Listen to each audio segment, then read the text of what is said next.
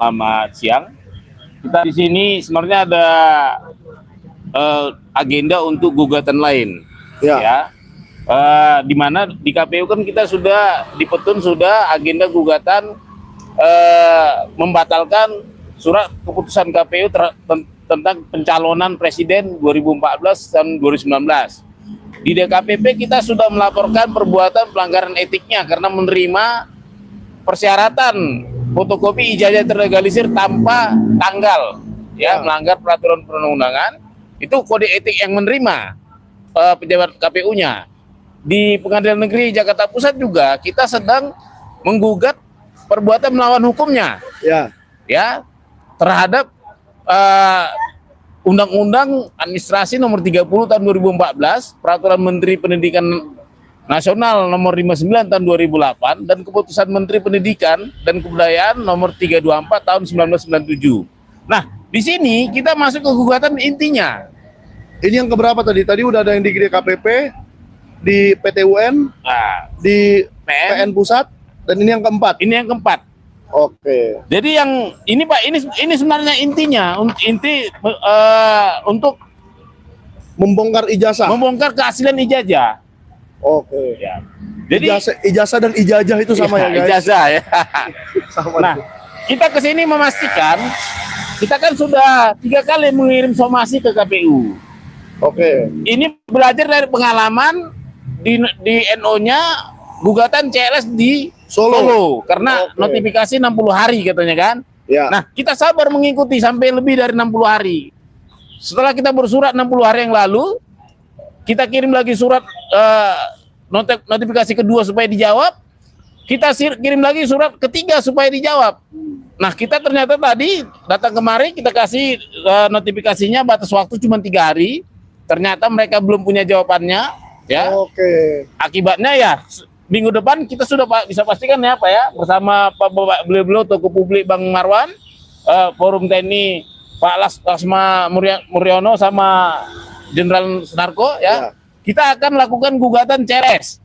Oke. Yaitu gugatan supaya pertama hakim memerintahkan agar KPU mencari arsip fotokopi terlegalisir ijazah atas nama Joko Widodo tahun 2005 dan 2010 yang dinyatakan hilang.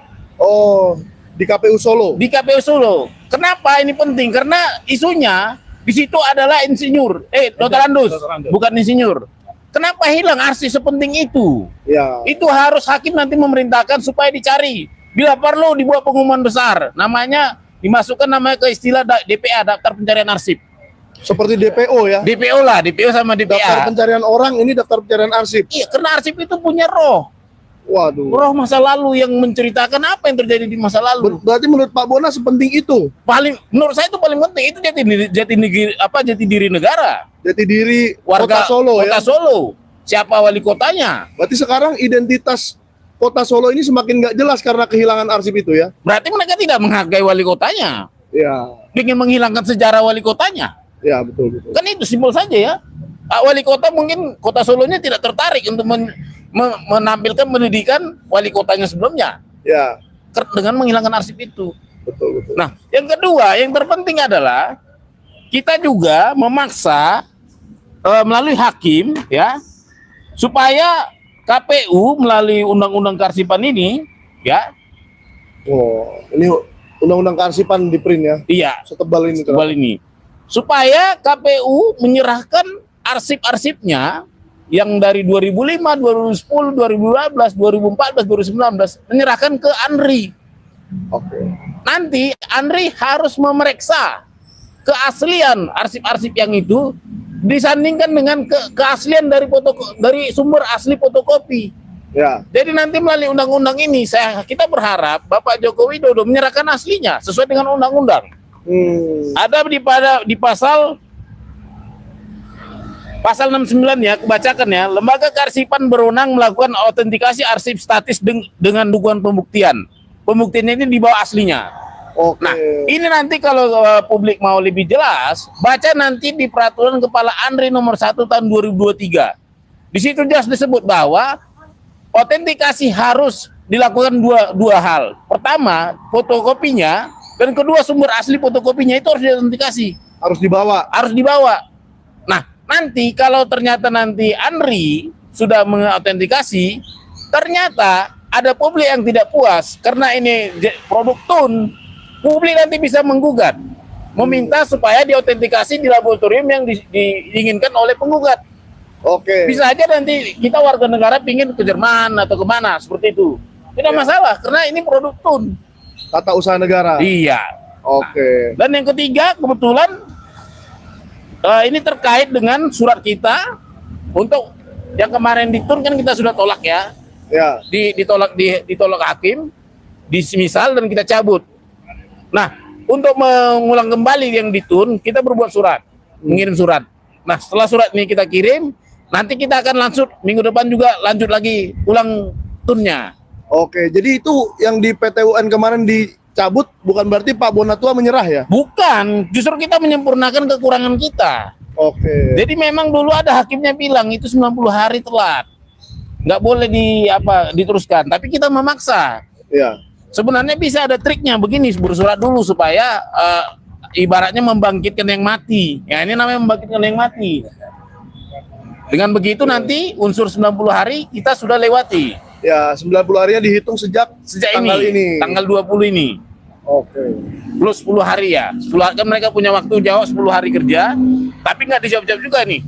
Makanya kita sekarang berhak sudah punya starting point untuk melanjutkan ke petun.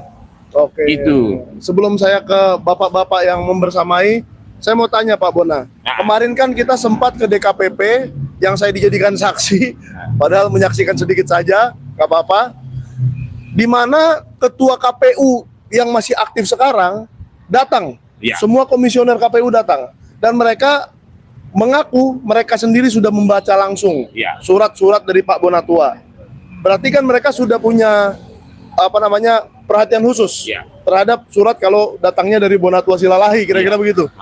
Nah, menurut Pak Bona kenapa surat ini dari 15 April, mana tadi ada yang 15 April kan Pak? Iya. Nah, menurut Pak Bona ada apa dengan surat yang satu ini, kok apa belum dibaca?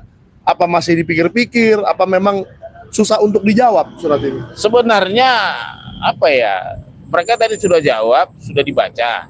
Ya. Tinggal prosesnya. Karena memang ya ini kan agak sedikit hati-hati lah ya. Oke. Nah, karena ini berhubung hukum. Kita juga nggak perlu penting-penting amat sebenarnya minta jawaban mereka. Karena ini hanya untuk menekan tombol perang saja. Ya. Dijawab atau tidak, itu menekan tombol perang di pengadilan. Di pengadilan. Sudah terpenuhi unsur tanggalnya. Ya. Nah, makanya kita memastikan kalau memang ada jawaban ya bagus, berarti ada yang mau kita sidangkan jelas. Tapi kalau tidak ya terpaksa nanti triknya agak berbeda gitu. Oke, terpaksa nanti mereka jawab di persidangan saja. Iya, Oke. dan butuh sesi khusus jadi menjawab. Oke. Gitu. Nah, mungkin saya ke Pak Marwan dulu ya, karena jarang-jarang nih Pak Marwan saya lihat datang ke KPU begini. Apa yang spesial dengan suratnya Pak Bonatua sehingga Pak Marwan mau langsung turun? Ya, saya kira kita bicara ijazah Jokowi itu masih belum jelas prospeknya itu akan tuntas atau tidak. Ya. Justru saya khawatir dari klaster 2 yang dijadikan tersangka oleh Polda Metro Jaya. Polda Metro yang digugat Jokowi itu ada prospek untuk akhirnya damai. Saya tidak menuduh, tapi saya mengkhawatirkan. Oke. Sehingga kalau akhirnya damai, maka pembuktian ijazah atau pokok perkara itu tidak akan pernah diproses. Nah, sementara kalau dari klaster 1, mereka ini terus dizolimi. Tapi dari Polda, misalnya itu untuk penyerahan ke kejaksaan itu tidak jelas kapan. Ya Ya kan? harusnya sudah bisa ya. Ya, kalau memang akhirnya ini diulur-ulur, yang tadi itu ada prospek damai, maka kita ke pokok perkara itu akhirnya tidak akan sampai. Nah, saya melihat ini ada prospek. Dan yang penting sebetulnya kita tidak mau berhenti dengan agenda skenario yang dijalankan oleh geng Solo. Terutama ini Jokowi, oligarki, dan juga yang didukung oleh Polri. Kita tidak mau untuk akhirnya nanti pokok perkara itu tidak tuntas, Tidak disidangkan, ya? tidak disidangkan, maka kita melakukan ini. Yang penting ini terus hidup. Ini bicara soal politik, bukan cuma masalah hukum. Kalau sudah hukum itu saya kira tadi kita bicara Dr. Andes dengan insinyur saja ini sudah bermasalah. Jadi kalau dibilang hilang, itu saya kira tidak benar, itu dihilangkan. Kenapa? Nanti kalau ini dilihat ini Dr. Andes ini insinyur udah kelihatan sekali kejahatannya, pemalsuannya gitu ya. Kemudian juga kita sudah paham sebetulnya yang ada lembaga-lembaga negara yang ada di balik bagaimana supaya pembuktian ini tidak terjadi, itu terutama adalah yang namanya Polri. Bagaimana Polri bisa menyatakan ini bisa menjadi dasar untuk teman-teman kita itu dihukum dengan yang 2 klaster tadi dengan menyatakan ijazahnya identik. Sementara Polri ini bukan lembaga yang punya wewenang untuk menyatakan ini palsu atau asli. Ya kan? Nah, kemudian UGM juga sama melakukan itu. Artinya sudah ada 2 penjahat nih, lembaga pengkhianat negara ini, Polri dengan UGM. Nah, kita tidak mau yang namanya KPU juga jadi pengkhianat. Gitu. Jadi kita menggugat juga nih KPU. Tolong Anda fungsinya apa? Tunjukkan itu dokumen. Dengan begitu nanti kita bisa membawa itu di pengadilan. Dan yang paling penting sebetulnya bagi presiden ya, ini supaya menjamin terjadinya proses di pengadilan untuk pokok perkara tadi. Saya yakin presiden bisa nih mengintervensi KPU misalnya, atau mengendalikan Polri untuk supaya tadi pokok perkara itu bisa benar-benar disidangkan di pengadilan dengan pengadilan yang benar, yang sesuai dengan prinsip-prinsip pro justisia. Itu yang kita inginkan sebetulnya. Oke. Ya. Bapak percaya bahwa mayoritas masyarakat Indonesia menginginkan pembuktian itu? Oh, sangat-sangat percaya. Yang dulu pendukung Jokowi aja kan sudah justru berada di garis bersama rakyat untuk menggugat. Ya, apalagi yang tadinya itu normal atau tidak terlalu peduli. Tapi dengan situasi yang seperti sekarang ini, jelas mereka akan sangat berharap ini ada pembuktian pokok perkara tadi.